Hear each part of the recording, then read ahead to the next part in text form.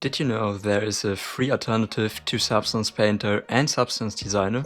Well, there is. It is called InstaMAT Studio, and as long as your yearly revenue is under $100,000 per year, you can download and use it for free. And you get access to all the features of it. The only limitation is that you will always have to use the latest version. So basically, in exchange for getting to use their software for free, you are doing quality assurance, which I think is a fair deal. And in this video, I'm going to show and review the different features of InstaMAT Studio, which includes asset texturing, baking maps for stuff like the curvature of a model, converting images into PBR texture sets, procedural texture creation, and an add-on integration with Blender. Yes, that's right, InstaMAT Studio also has a few add-on and plugin versions for Blender, 3ds Max, Maya, Unity, and Unreal. I initially wanted to create a video about InstaMAT way earlier, until I've read that they're planning to release it on Linux alongside the already existing Windows and macOS versions. So I kept waiting for the Linux version to release. And now, after 1 year, it still isn't there and I kinda lost my patience. I actually tried running it on Linux through bottles and the installation worked, but trying to launch it would throw an error saying the SDK isn't properly installed. So no Linux version currently, but maybe it will release eventually. So let's start with the asset texturing, which essentially is the Substance Painter alternative of InstaMAT Studio. After launching InstaMAT, a window will open where you can choose what you want to do. So whether you want to do the asset texturing, create a layered material, generate a material from an image, or create a material procedurally. For the asset texturing, you are then prompted to adjust different settings for the project and to import the model you want to texture. In order for everything to work flawless regarding the asset texturing, you will have to correctly export your model from your 3D software. So in the case of Blender, that would mean applying all modifiers and transforms and making sure that everything is UV unwrapped and that the UV maps aren't scaled outside of their bounds. And the texture density of all objects should at least be similar so that the textures will have a more consistent scale and resolution. To make this step easier, you can just download the texture density tracker extension right within Blender. And also make sure to separate the parts of your model into different materials or objects so that you don't have to deal with masking them manually. Then just select all objects you want to export and choose the file format of your export. In my tests, FBX files have been reliable. Optionally, check to only export selected and visible objects and disable animations. When importing a model, you can check a toggle which will instantly open the menu to bake the texture maps for your models after importing. Alternatively, you can always open that window through this oven icon. And the cool thing about InstaMAT is that you have fully GPU accelerated texture baking, which you just have to switch the device from CPU to GPU for.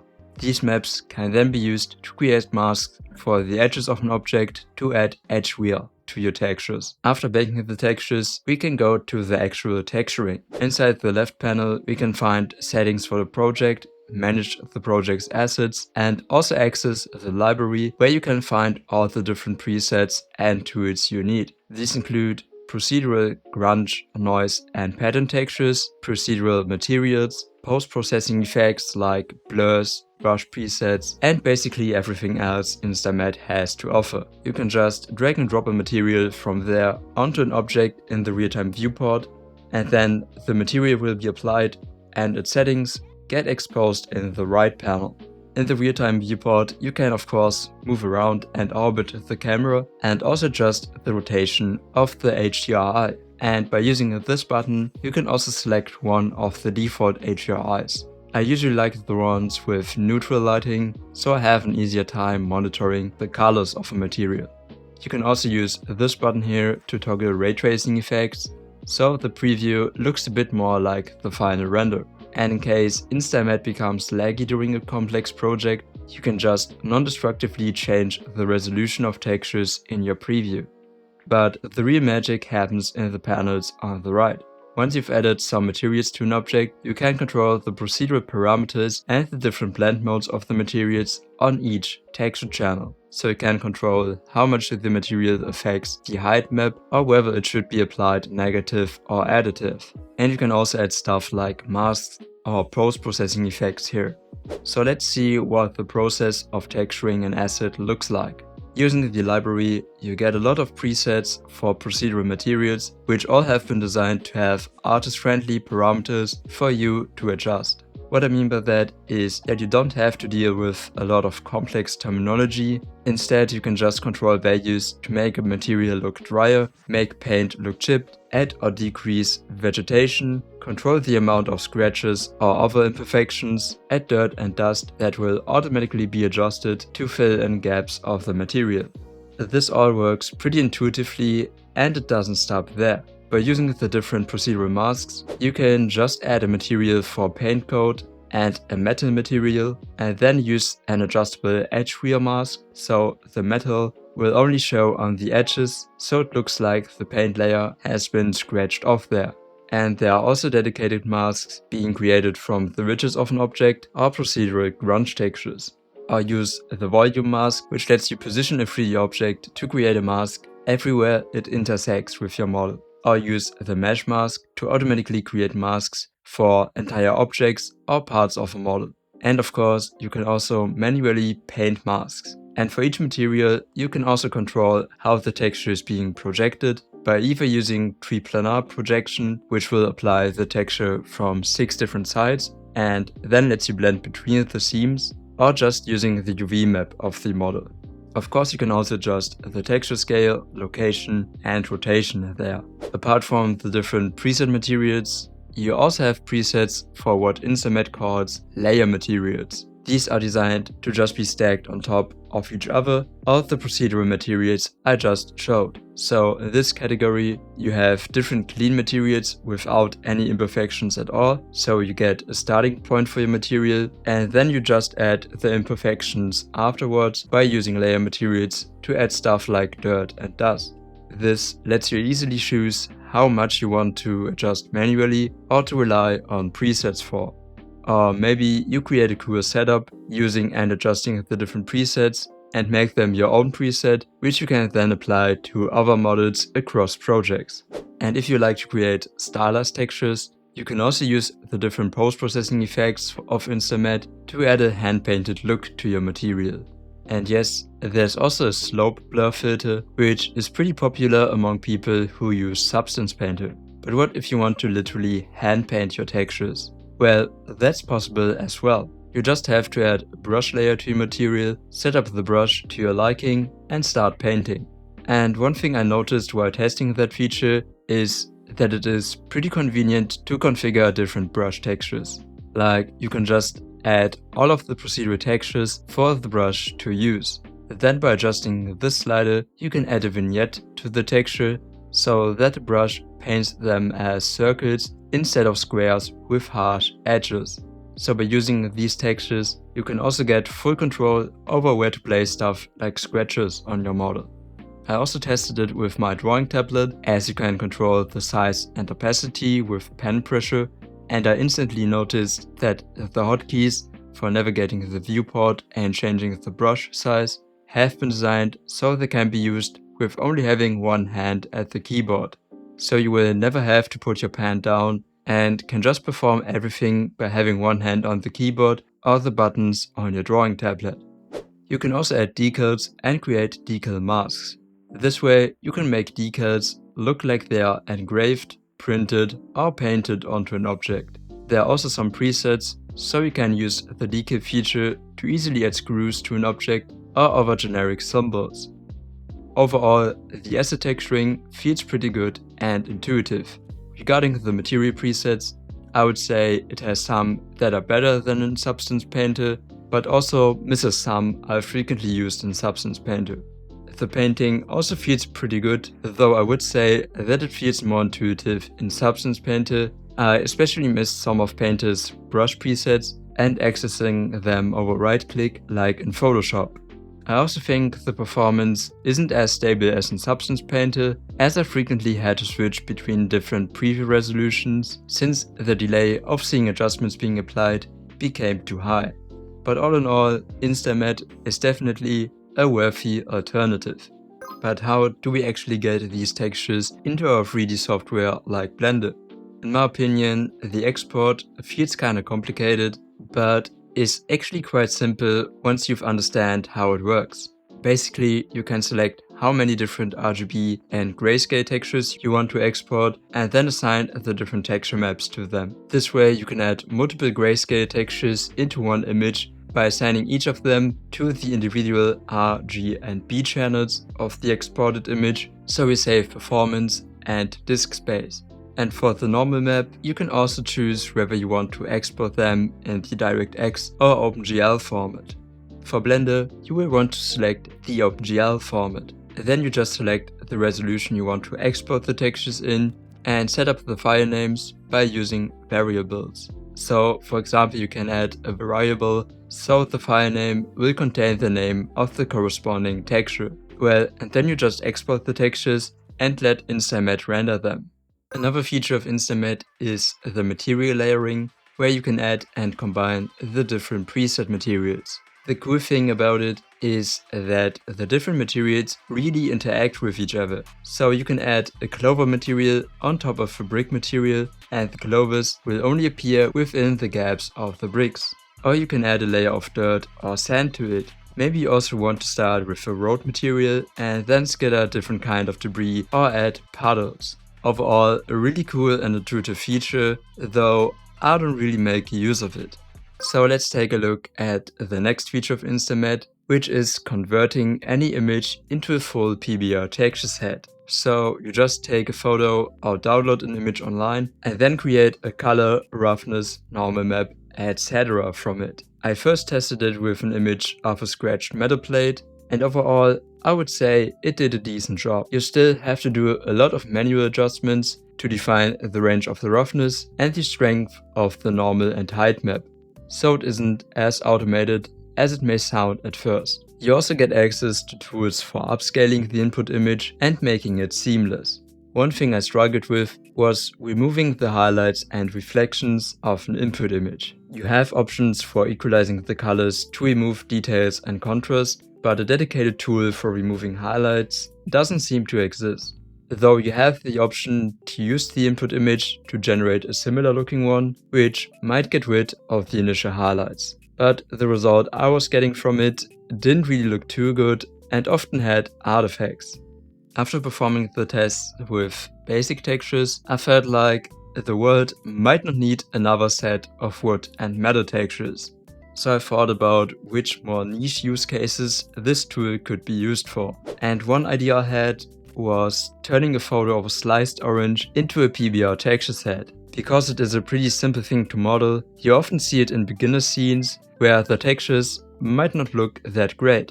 So maybe InstaMAT will help us to get a good looking texture for the inside of an orange. To compare the results, I've set up a small scene of 3 oranges. One just uses the photo of the orange slice for the base color.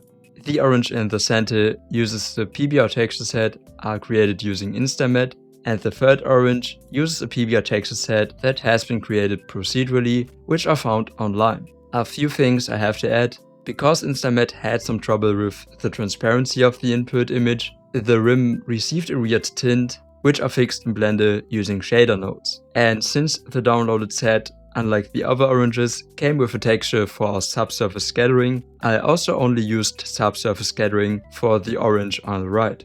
And also, all oranges use the same material for the peel, so you don't have to focus on it. To compare the results from different viewing angles, I've rendered 2 animations for the scene. One using a natural daylight HDRI and one using a studio lighting HDRI. I would say the fully procedural one looks best, even though at some angles I prefer the look of the orange using the textures that I've created using InstaMAT. I maybe overdid it with the glossiness of it, but I actually like that as it looks more juicy, while the downloaded set sometimes looks very dry. Though the highlights I couldn't get rid of really break the entire look sometimes. Of course, the orange only using the base color is the clear loser here, as it just looks like some kind of sticker or poster. So overall, I would say recreating a texture like that completely from scratch gives the best results, but using the Materialize feature of InstaMAT can be very useful to quickly make something look more complex and appealing. During my tests, I've used the asset texturing to create textures for a simple microphone I've created as a test model. And after rendering an animation of it and looking at it again, I noticed I really don't like the material for the pop filter. I really struggled finding the right preset for that, as I wasn't really sure what the pop filter actually is made out of in reality. So I thought maybe materializing a folder of a pop filter can help me there. Again, I couldn't really remove the highlights of it and also struggled with making it seamless in InstaMAT. But I finished creating and exporting a PBR texture set from that and rendered a few comparisons. While trying to get it right, I noticed that it really just came down to getting the roughness, specular and AOR right and to add some sheen. So I also rendered the original texture set with these adjustments on the shader. And while the materialized image textures did a decent job, I felt like the original textures I've created in the asset texturing give a better feel. So I went back into the asset texturing and redid some of the materials. This ultimately looked best in my opinion, so I also re-rendered the initial animation and I think it looks a lot better now. Where it gets really interesting again is in the element graph of InstaMAT Studio, which effectively is an alternative to Substance Designer. The workflow is also pretty similar. You add procedural noise and pattern textures to build your basic shape, and then use procedural grunge textures, gradient maps, levels, and different blend modes to adjust the color and the imperfections of your material. The patterns include very useful generators for stuff like tiles or weaving, and the grunge textures include stuff for adding scratches, wipes, mold, and dirt. So you can really focus on the creation of your material without having to think too much about building stuff entirely from scratch. A really cool thing, however, is that you can go inside of some nodes and see how they are set up. This applies to post-processing nodes, preset materials, and even basic grunge and pattern textures. So there actually is a lot you can learn from here. And it also acts as a demonstration of what can be achieved with the node graph of InstaMAT. And it also means that you can create your own procedural textures, patterns, and post-processing effects to use them in your projects. That's honestly such a cool feature, and I especially like the learning factor of it, as you can also reuse the knowledge you gain here to recreate those setups in other software. I think overall, the element graph of InstaMAT is pretty much a complete replacement for Substance Designer, at least for me. And even though I kinda prefer the default layout and UI of Designer, InstaMAT offers a pretty good user experience by being able to just drag nodes into existing connections and automatically adding reroutes when using an output multiple times. And personally, I didn't really miss a feature from Substance Designer here. So now that we finished our tour of what InstaMAT Studio has to offer, we can move on to the Blender add-on and see how this integration works. You just download and install the add-on like any other Blender add-on, but since they placed everything in a folder inside the zip, Blender won't be able to install it from the preferences, so you will have to extract that folder and place it inside your add-ons directory. And then you can just exit it over the properties panel in the 3D viewport. So what this add-on basically does is letting you apply the preset materials of InstaMAT to objects in your scene within Blender. And you can also adjust the different procedural parameters of them. Though the biggest culprit here is the delay you experience after adjusting a parameter until the textures are updated. This really feels limiting, but it can be made slightly better by adjusting the preview settings, so the textures will be created at a lower resolution. And you definitely want to use Eevee for the preview, as it will instantly show you the updated textures, while in cycles you will have to stop and start the real-time rendering again. And when you're done adjusting the parameters, you can also just export the textures so you can use them as images. The add-on is definitely a very cool idea, but it still feels unpolished and would benefit a lot from faster previews.